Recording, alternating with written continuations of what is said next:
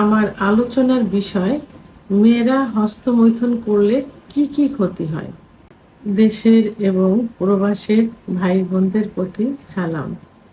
আসসালামু আলাইকুম। আমি প্রভাষক ডাক্তার রিক্তা পারভিন, হোমিওপ্যাথি এবং আয়ুর্বেদিক চিকিৎসক। পুরুষ যেমন নিজেদের যৌন চাহিদা মেটানোর জন্য নিজের হস্ত দ্বারা মৈথুন করে বীর্যপাত করে, মেয়েরাও ঠিক তেমনি নিজের যৌন চাহিদা মেটানোর জন্য নিজের হস্ত দ্বারা মৈথুন করে বীর্যপাত ঘটিয়ে থাকে। পুরুষের যেমন হস্তমৈথুনের কারণে যৌন অক্ষমতা হয়, মেয়েদেরও হস্তমৈথুনের কারণে যৌন অক্ষমতা আসে। তো এই যৌন হস্তমৈথুন মেয়েরা যে বিয়ের আগেও করে থাকে, বিয়ের পরেও করে থাকে, মূলত পুরুষের মতোই। তো সবার ধারণা ছিল, এখনো অনেকে ধারণা করে যে হস্তমৈথুন শুধু ছেলেরা করে, না, মেয়েরা হস্তমৈথুন করে থাকে।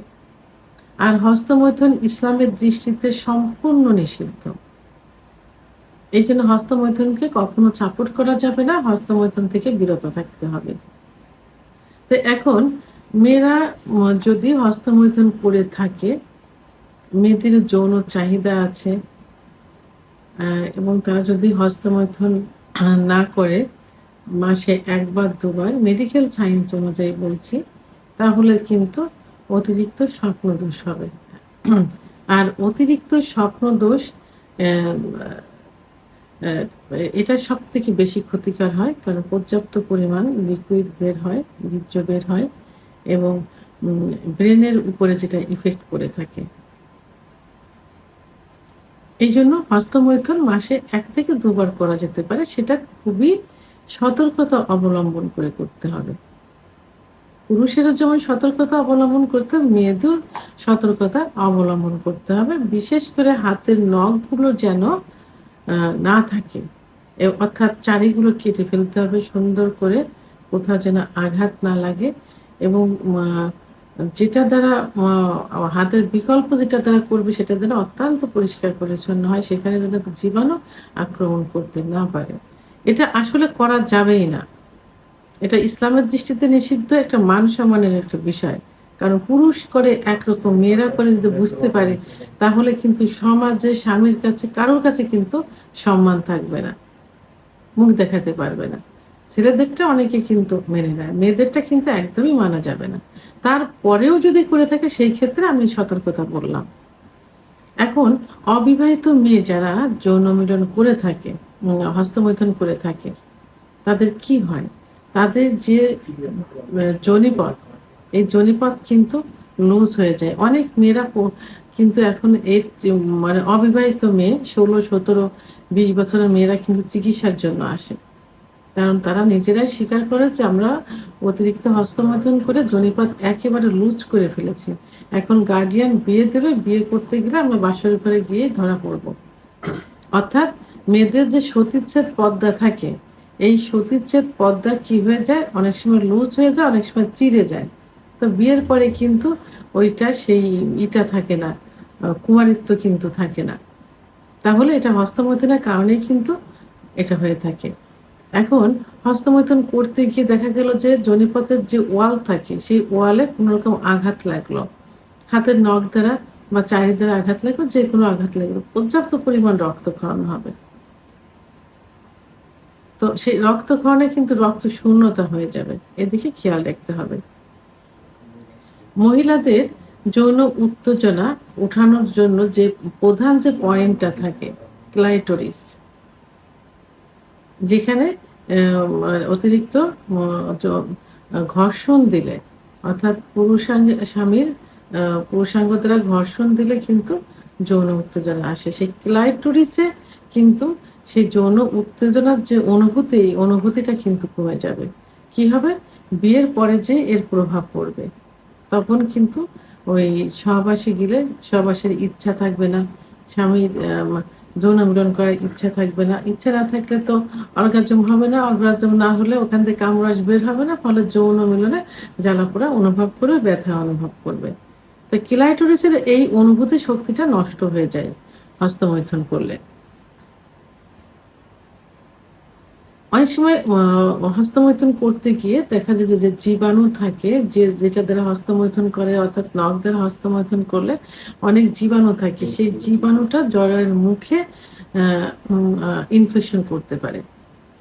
এর প্রভাবে কিন্তু জরায়ুর মুখে সার্ভিসাইটিস হবে, জরায়ুর ভিতরেও ইনফেকশন হবে। অনেক সময় ক্যান্সারও কিন্তু হয়ে যেতে পারে। এটা অনেক মহিলাদের ক্যান্সার হওয়ার পিছনে অনেক কারণ থাকে। আমরা কিন্তু অনেকে জানতে চাই না বা কেউ জানে না। এই যে হস্তমৈথুন এটা কিন্তু লুকায়িত থাকে। কেউ অনেকেরই ধারণা যে মেয়েরা হস্তমৈথুন করে না। কিন্তু জরায়ু ক্যান্সার হওয়ার পিছনে কিন্তু এই হস্তমৈথুন অনেকটা দায়ী থেকে থাকে। মেয়েরা হস্তমৈথুন করলে পরবর্তীতে বাচ্চা নিতে সমস্যা হবে। কারণ ডিম্বাণুটা সঠিকভাবে নির্গত হবে না বা তৈরি হবে না। কারণ হস্তমৈথুন করলে মাসিক ক্লিয়ার হবে না। কারণ অত ইনডাইরেক্ট ভাবে ভিতর থেকে আ আসছে না।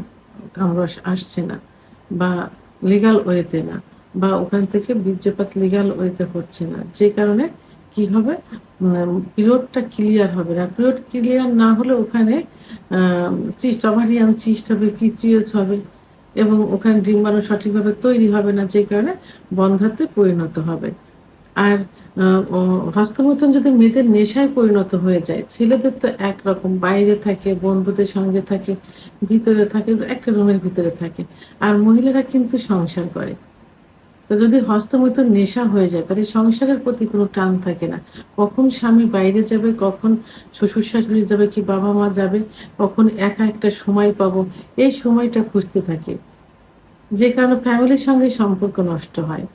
আবার স্বামীর সঙ্গেও সম্পর্ক নষ্ট হয়ে যায়। স্বামী ই আছে, স্বামীকে বাদ দিয়ে সে মৈথুন করে বীর্যপাত ঘটাচ্ছে। এতে স্বামীর সাথে সম্পর্কের অবনতি হবে এবং স্বামী বুঝতে পারলে সংসারে অশান্তি হবে। অনেক সময় কিন্তু ছাড়াছাড়ি হয়ে যায়। স্বামী যদি বুঝতে পারে যে তার ওয়াইফ হস্তমৈথুন করে থাকে। মহিলাদের তলপেটে ব্যথা অনুভব হবে। হস্তমৈথুন করার পরে যেহেতু বীর্যপাতটা কি ভিতরে কামরসটা ওইভাবে আসছে না। যেটা স্বামী-স্ত্রী সহবাস করলে হবে।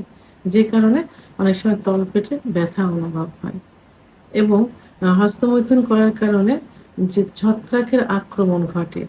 ফলে সেখান থেকে এক ধরনের সাদা, সাদা আ অ ধাতু নির্গত হয়। এই ধাতুটা অনেক সময় চুলকায়। আর এটা হস্তমৈথুন করার পরেই কিন্তু এটা হয়ে থাকে। ছত্রাকের আক্রমণের কারণে এটা হয়ে থাকে। ওই জায়গায় চুলকানি হয়, সাদা, সাদা পড়িয়া যায়।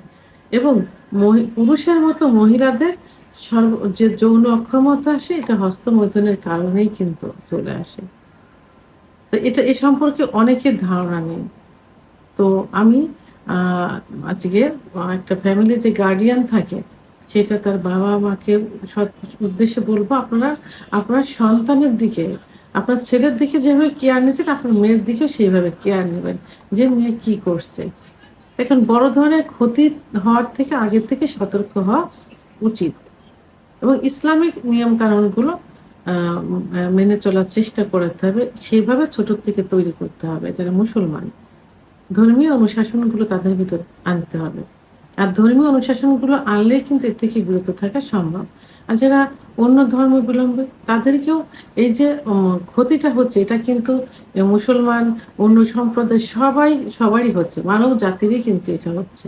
তো অন্য সম্প্রদায়ে যারা থাকবেন তারাও নিজেদের সন্তানদের সেইভাবে তৈরি করবেন এবং নিজস্ব ধর্মীয় রীতিনীতিগুলো মেনে চলানোর চেষ্টা করবেন। আমার যারা হাসব্যান্ড আছেন তারাও এদিকে খেয়াল রাখবেন যে আপনার স্ত্রী কেন আপনাকে রেখে হস্তমৈথুন করছে। নিজেকে সেদিকে খেয়াল রেখে নিজের কোনো সমস্যা থাকলে সেই সমস্যাগুলো সমাধান করার চেষ্টা করবেন। ভিডিওটি সম্পর্কে যদি কোনো মতামত থেকে থাকে অবশ্যই কমেন্টসের মাধ্যমে জানাবেন। আর ভিডিওটি ভালো লাগলে লাইক, কমেন্ট, সাবস্ক্রাইব করে আমার সঙ্গে থাকুন। আল্লাহ হাফেজ।